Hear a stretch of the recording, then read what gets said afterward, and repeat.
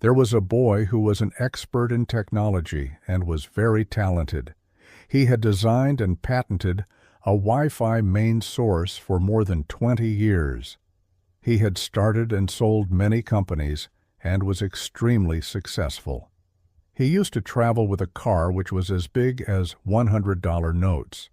He used to show it to everyone, whether they wanted to see it or not. He used to spend all his money, especially when he was high.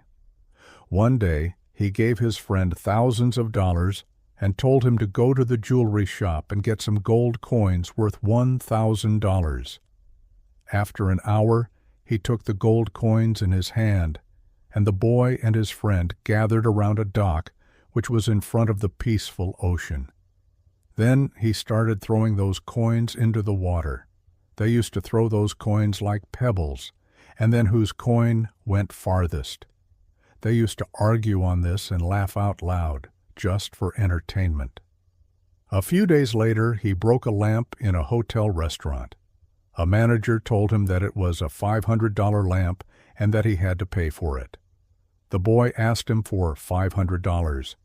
He took out a car full of notes from his pocket and gave it to the manager. He said, "Here is $5,000. Now get out of my sight and never insult me like this again." You must be thinking, how long could this kind of behavior last? And the answer is, not for long. In just a few years, he went bankrupt. Why did this happen? The answer is, he did not understand the psychology of wealth. Just as we need psychology to understand people, money also needs psychology. And for those who understand it, it becomes easier to become rich. And for those who do not understand it, it becomes like the boy in this story. Friends, this is one of the best books ever written on the psychology of money. By reading this book, you will know how a person can become rich by using the psychology of money. No matter how much wealth he can earn, he can increase his wealth many times, and he can also keep his wealth. If you also want to become rich by understanding the psychology of money in this book, not only do you want to earn wealth, but you also want to learn how to save it, and you want to get all the happiness that you have hoped for, then watch this video completely and do not miss a single point. And if you are new to the channel, please subscribe. So let's start.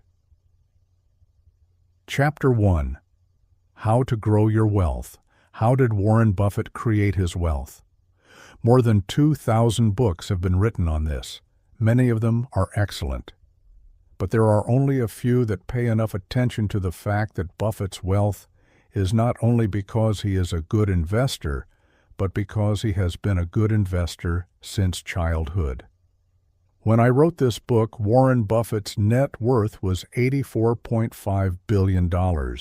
Of that, about $81.5 billion came at the age of 65.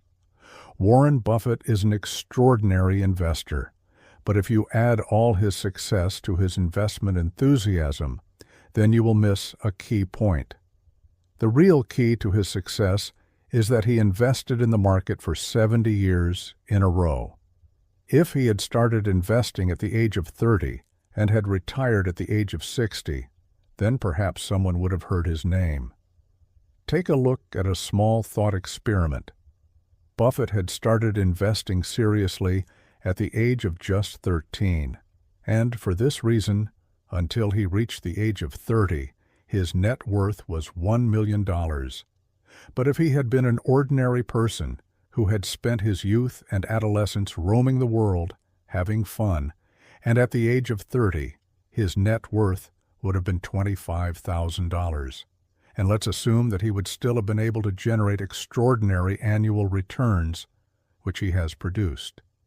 But if he had stopped investing at the age of 60 so that he could play golf and spend time with his grandchildren, then what would have been his net worth? 99.9% less than his actual net worth today. So what can we learn from this incident? The answer is, investing is his skill, but his secret is time. This is how compounding works. Now look at it in a different way. Buffett is the richest investor to date, but in reality, he is not the greatest, at least when measured by average returns. Jim Simons, head of hedge fund Renaissance Technologies, has compounded money from 1988 to 66% per year. No one can even get close to this record. And as we have just seen, Buffett has compounded about 22% per year. That's just 1/3. Simon's net worth is $21 billion, which is 75% less than Buffett. If Simons is such a good investor, then why this difference? Because Simons did not start investing at the age of 50. In comparison to Buffett, he had less than half a year for compounding. If James Simons, like Buffett, had earned an annual return of 66% by 70 years, then his wealth would have been 63 quintillion, 900 quadrillion, 781 trillion, $780 billion, $748 million, and $160,000. Most of us will not be able to count such a large amount. Let me tell you the actual crux of this point: time. If you also give time to your investment, then you will have so much money that it will be difficult to count it in numbers. Chapter 2. Becoming rich by being rich. There are millions of ways to become rich, and many books are available on how to do this. But there is only one way to stay rich, and that is a little bit of friendship. That is, to keep control of your expenses. Let's start with an example of a short story of two investors. Neither of them knew each other, but about a century ago, their paths collided with each other in an interesting way. J.C. Livermore was the greatest stock trader of his time. He was born in 1877, and when people did not even know what trading was, at that time he became a professional trader. At the age of 30, his wealth was $100 million. In 1929, J.C. Livermore was one of the most famous investors in the world. In the month of October 1929, there was such a big drop in the stock market that 75% of the stock market was cleared, and traders went bankrupt overnight. News of suicide by many traders began to come on TV. When J.C. Livermore reached his house, his wife and mother began to cry loudly as soon as they opened the door, because they felt that, like other traders, J.C. Livermore must have also gone bankrupt due to the drop in the stock market. But it was exactly the opposite. Livermore told his wife and mother that today was the best day of his life, because today he did not go up in the market, but he bet on going down in the market. That is, he made a short. Those who trade in the stock market will know that when you make a short, the lower the market goes, the greater the profit of the trader. So the lower the market was falling, the greater the profit of Livermore was increasing. He told his family that today we have become rich in a great way, and they can do whatever they want. Today, I have earned more than $3 billion from the stock market. If $3 billion is converted into Indian rupees, then this amount will be 250 billion, 24 crore, 48 lakh, and 50,000 rupees. In the worst month of the history of the stock market, he became one of the richest people in the world. But only 4 years later, U-turn came in this story. After the success of 1929, Livermore invested with more self-confidence and the largest. This went above his head. He drowned in debt, and in the end, he lost everything in the stock market. And at one time, Livermore, one of the richest people in the world, committed suicide at the end of Diwali and Sharminda. Now listen to one thing carefully here. Why did this happen? Because he was very good at becoming rich, but he was just as bad at being rich. What can we learn from this incident? Making money and keeping the money you have made. There are two different skills. To make money, You have to take risks. You have to take big risks. You have to be hopeful, and you have to move forward with courage. Because at that time, you don't have anything to lose. But once you take big risks, become hopeful, and move forward with courage, and earn money, and become rich, then to remain rich, you have to do the exact opposite. That means instead of taking big risks, you have to play carefully. Instead of moving forward with courage, you have to take big risks. For this, you have to be humble, and you have to be afraid that what you have got, it can be snatched away from you as soon as possible. To put it simply, you don't have to be greedy. Because, as you must have heard in many stories since childhood, greed is a bad omen, and this is the biggest mantra to remain rich. Chapter 3. Wealth is what you cannot see. Spending money and showing people how much money you have is the fastest way to reduce money. Let's understand this with an example. Whenever you see the most expensive cars in the world, like Ferrari and Lamborghini, passing by in front of you, then you will naturally think that the owner of this car is rich. But the writer says, when I started to know some of these people, then I came to know that this is not the case. Many of these people were only medically successful. Those who had spent a large part of their income on cars, I remember a person whom we will call Roger. He was about my age. I had no idea what kind of work Roger did, but he used to drive a Porsche car. It was enough for people to guess his wealth. Then one day, Roger came in an old Honda. Next week, and then the next week. "What happened to your Porsche?" I asked. His car was seized because he did not pay the car loan. There was no mention of embarrassment. He gave such an answer as if he was talking about a game. Every guess about him was wrong, but the surprising thing is that the whole world is full of such Rogers. We often make opinions about wealth according to what we see, because that is the only information that is in front of us. We cannot see people's bank accounts or brokerage statements. Therefore, to measure financial success, we take the support of external manifestations, like pictures of cars, houses, and Instagram. But the truth is that wealth is what you cannot see. Wealth is good things that have not been bought, diamonds that have not been bought, watches that have not been worn, clothes that have not been bought. The real meaning of wealth is that intellectual property that has not yet been converted into something that you can see. Why did he get released? When it was almost Diwali because of his wasteful spending, he filed a case against his intellectual advisor in court. The advisor replied, was it really necessary to tell him that if he spent money on things, he would only have things left, and not money? You may find this funny. But the answer to this question is yes, people have to tell this. When most people say that they want to become millionaires, what they really mean is that they want to spend $1 million. And this is exactly the opposite of being a millionaire. The only way to become rich is not to spend the money you have. This is not only a way to accumulate wealth, but it is also a definition of wealth.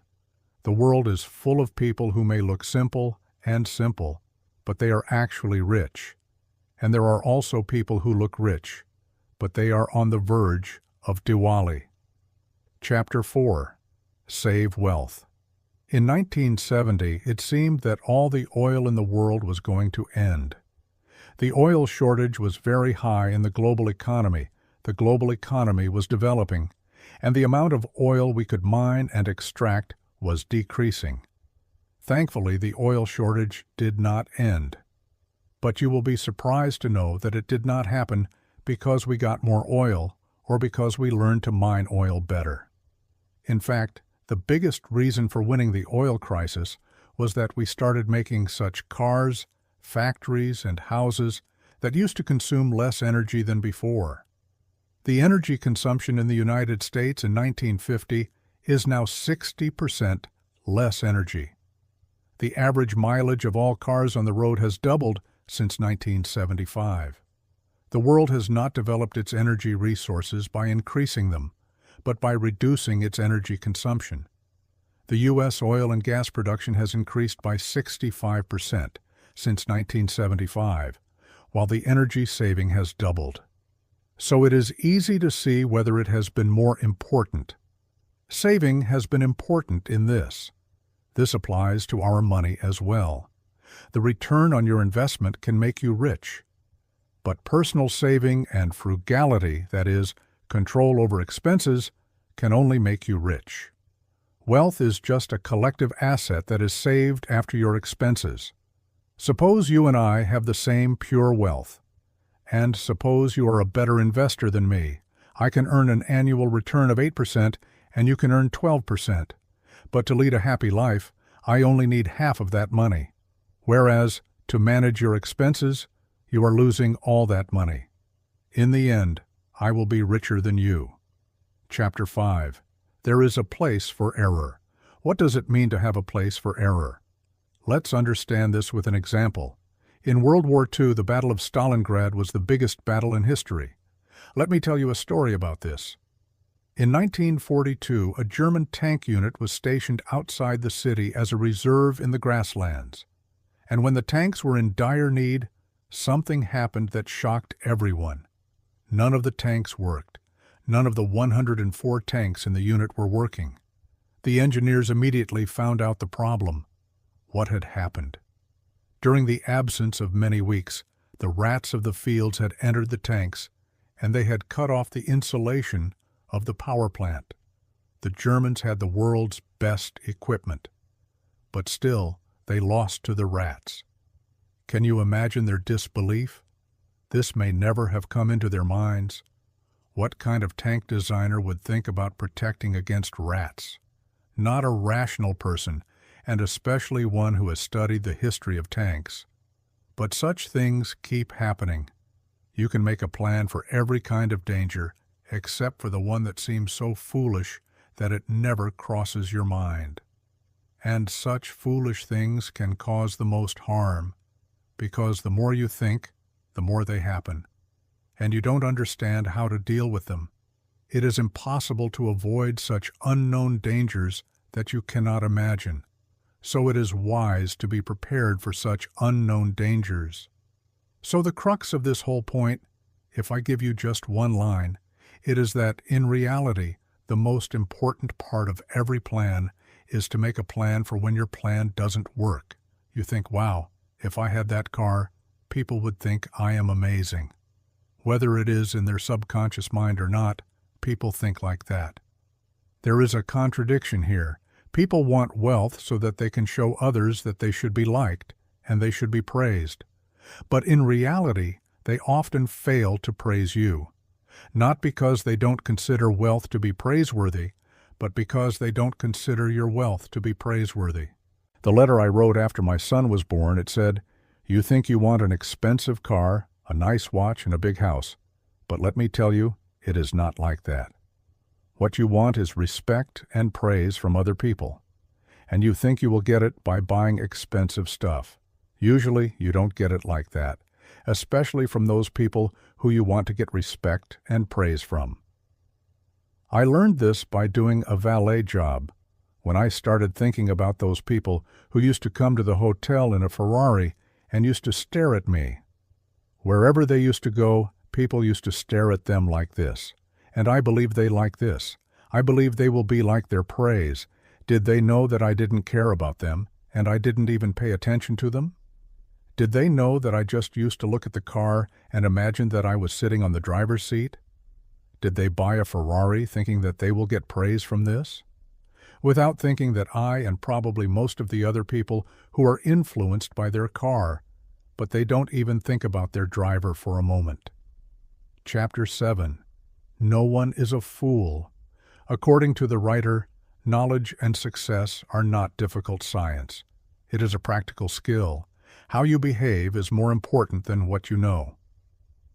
The writer says that your personal experience with money, what happened in the world, maybe it is only 0.0000001%.